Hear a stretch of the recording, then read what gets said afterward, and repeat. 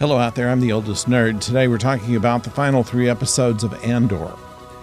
And these final 3 episodes are not quite as full of information as the previous 3 episodes, which I remember saying last week that could have easily been the end of the show. But what they do with these 3 episodes is they basically tie up the loose ends so it can lead into Rogue One. So what we have here is the people who did not appear in Rogue One have to be dealt with.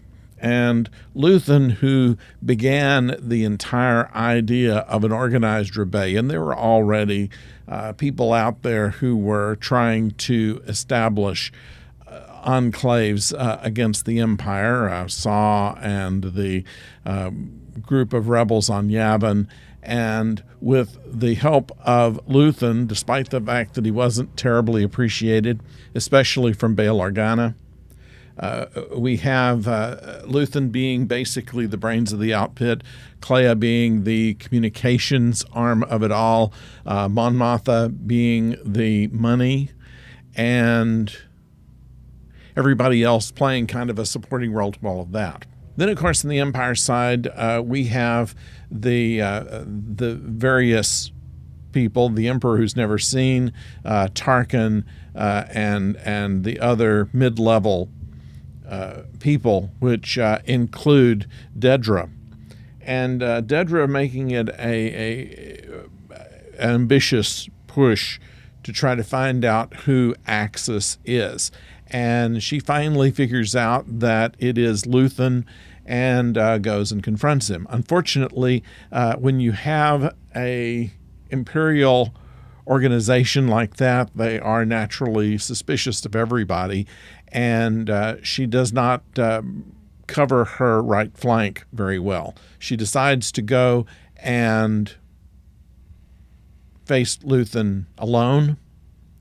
And, of course, when he stabs himself in order to prevent from being interrogated, she is suddenly put into the position of being a rebel spy, when, in fact, it's another member of the group that has given most of the information. And, of course, when he's asked for Luthen to keep his promise on keeping him safe, he just kills him.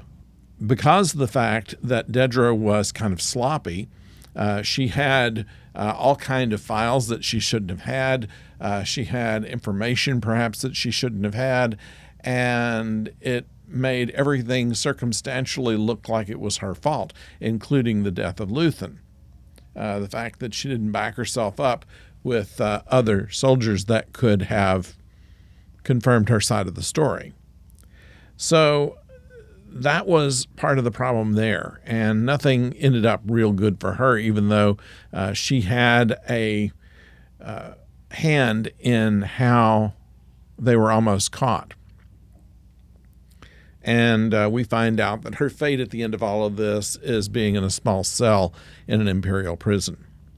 Now, we never see her again, not in this, not in Rogue One. And then we have K2SO, who was added to this story. We know that he is involved in Rogue One, but played by Alan Tudyk. They put him in late so that it would not be a burden to the plot, because there's too many things to keep track of.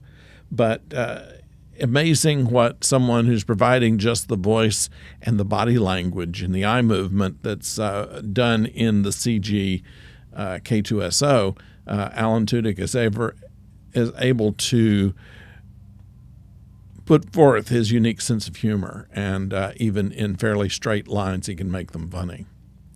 So that is a useful being to have along when they get in trouble, that he can get them out of it. And, of course, introducing him too soon probably would have made things a little too easy for him to get to this point. So it was very calculated as to when this character would enter. Now, we also find out what happened to Bix, and more of a clue of why she left rather than what she told Andor was she was pregnant, and back on Ferrix she's already have a baby, which Andor will never even know about as far as we know. So it was basically just a tying up of things. There was the less than heroic reception when he's able to rescue Clea, and the fact that Vel takes her in when nobody else really wants to talk to her, but they do get useful information that everything they thought the Empire was doing, the Empire wasn't really doing. It was all put up as a show in order to mask the fact that they were working on a new secret weapon. At this point and to the end of this story, they don't know what the secret weapon is, but they know that it's got to be big when they have to mine out the majority of a planet. So it's all about the Death Star, and they do show it to us near the end of the last episode.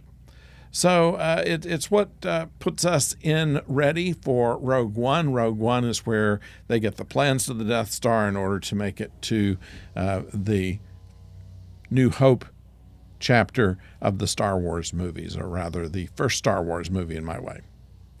So that's what we're talking about here, and it was all very well done. It was all very as meticulous as the planning for putting together the Rebel Alliance, the same kind of looking after the smallest things was done in putting this season of the show together. Season 1 really was how you take Andor from just kind of a criminal to a bona fide rebel. And then season 2 on how the Rebel Alliance is built and how the Empire plans to use this budding alliance to show just how terrible they are to everybody else, and then make bank on that as they are pursuing their secret plans. So that's what I have on this. I hope that you've enjoyed the series. I certainly have. I think it's one of the best Star Wars series that we've seen, and it's very close to at least the first couple of seasons of The Mandalorian. So I'd like to know what you think about it. Please put it in the comments below, and if you have not yet subscribed, please do. We do have Doctor Who Adventures on Monday, and we have The Last of Us on Tuesday. We'll be reviewing the newest Star Trek, Star Wars things that come up as they come up. So we hope that you'll stick with us. So until next time, don't go far.